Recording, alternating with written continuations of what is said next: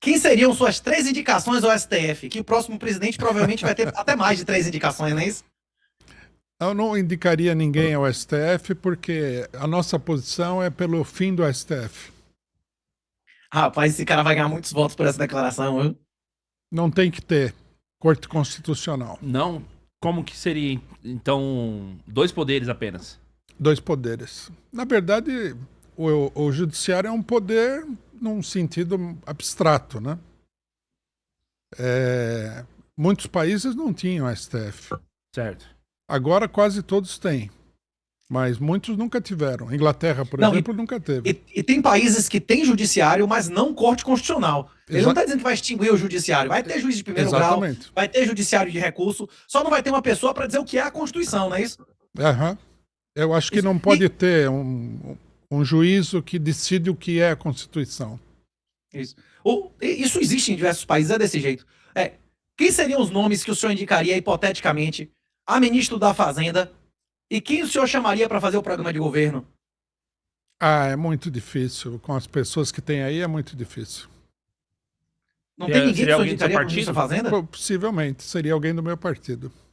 O senhor não tem um nome para dizer assim? Economista? Não, nós temos vários economistas. Não teria um nome assim. Você chegou a comentar que você... capitalismo não, mas comunismo sim. Mas como que o senhor pretende fazer o comunismo dar certo no Brasil? Se o comunismo se encontra em crise no mundo todo? Não, essa crise do comunismo é um equívoco. Porque os países que todo mundo aponta como comunista não são comunistas. Não existe. Nunca existiu, né, na sociedade moderna nenhum comunismo. Existiu o socialismo. Não, o que existiram foram estados que acabaram com a propriedade privada, né, dos grandes meios de produção. Mas isso daí não é suficiente para você falar em comunismo. É um passo nesse sentido, mas não é comunismo. O comunismo ele implicaria, por exemplo, no desaparecimento do mercado, do dinheiro. Nós nunca tivemos isso em país nenhum. O senhor apoiou Lula em duas eleições, não é isso? O senhor se arrepende de ter apoiado Lula em 2022 ou em 2018? Não, na realidade eu apoiei o Lula 3 vezes. Né? 3 vezes? 3 vezes. Em 89, em 94, apoiei o Lula. E agora em 2022. 2018 o Lula não concorreu. Eu teria apoiado. E o senhor acredita nos processos eleitorais?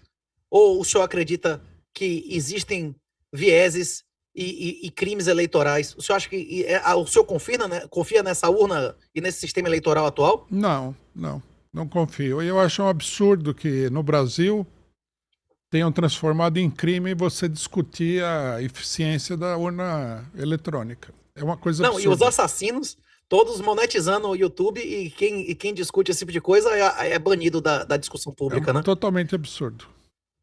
Se o senhor... Deixa eu só... Na sua presidência... me perdoe. Não, só ia perguntar, se o senhor quiser concluir, o pessoal aqui no chat está dizendo a respeito de alguns países. Então, vou dizer alguns países... O senhor pode me dizer por que não é o comunismo lá? Uhum. Por que na Alemanha Oriental, por exemplo, o senhor não considera o comunismo? Em primeiro lugar? Porque era um estágio muito incipiente de caminho para o comunismo e com uma série de problemas. Tá? Eu sou da doutrina de que o comunismo é uma coisa internacional, não pode acontecer num único país. Porque...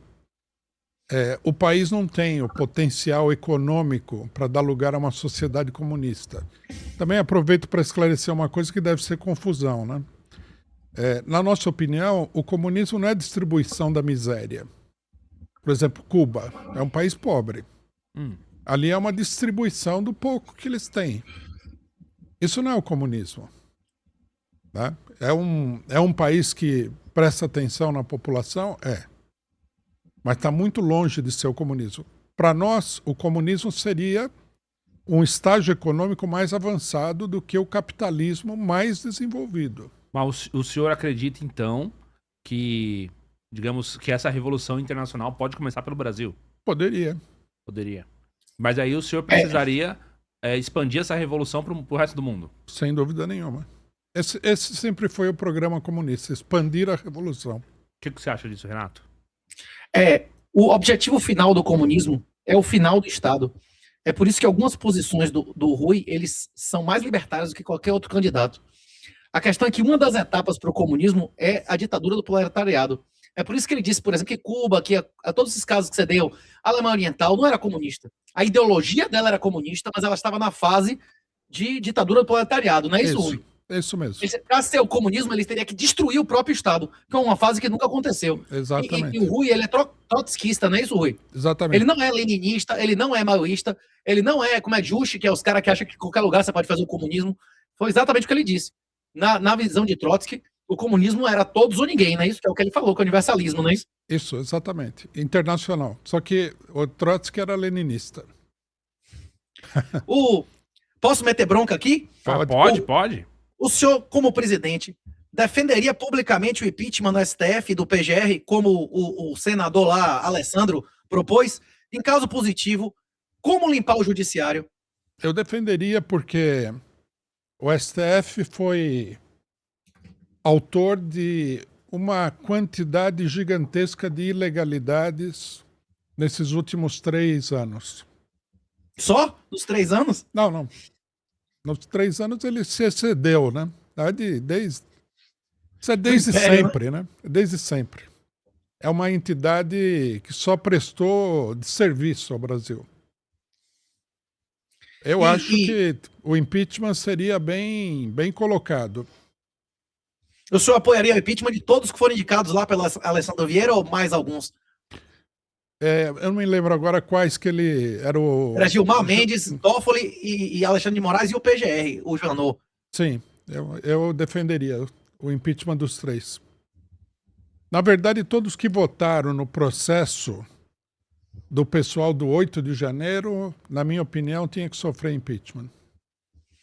E voltando a Maria da Penha, que o senhor disse que tinha que ver, qual penalidade o senhor acha que seria correta para falsas acusadoras?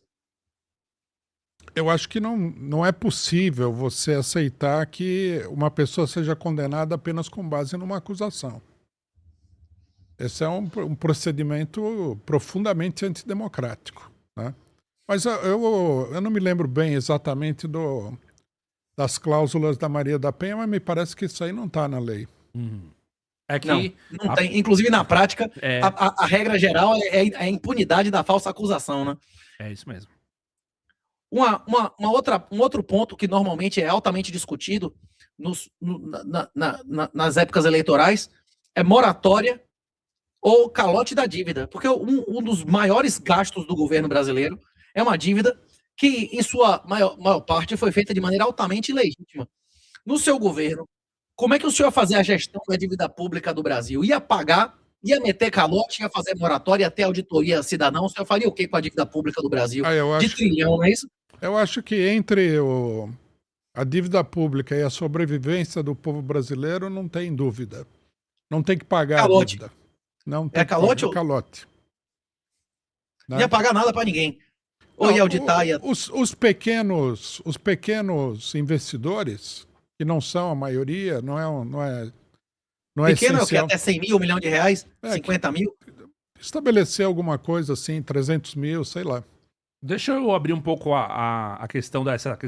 Já que você tocou no assunto da dívida, Renato, queria que o Rui explicasse, até porque a gente está aqui com o Renato, com a audiência e tal. O senhor militou já pelo Lula e foi o fundador do PT. Eu queria entender se o senhor concorda com uma das coisas que o Aldo Rebelo me disse, por exemplo. O Lula de hoje, em 2026, não é o mesmo Lula que o senhor conheceu. Não. Inclusive pelas posições que o PT anda tomando, as posições como taxa de juros, a autonomia do Banco Central, pagar juros para rentista e assim por diante. Não, acho que é uma avaliação equivocada. O Lula sempre foi o que ele é hoje. Sempre foi? Então, por que o senhor sai do PT? Se é a mesma coisa. Nós não saímos do PT voluntariamente, nós fomos expulsos por divergência com a direção do PT, que era encabeçada pelo próprio Lula. Né? Nós já tínhamos divergência naquela época. Nós entramos no PT com uma posição política própria. Nós não entramos apoiando a posição do Lula. Nós tivemos muita briga com ele até no movimento sindical.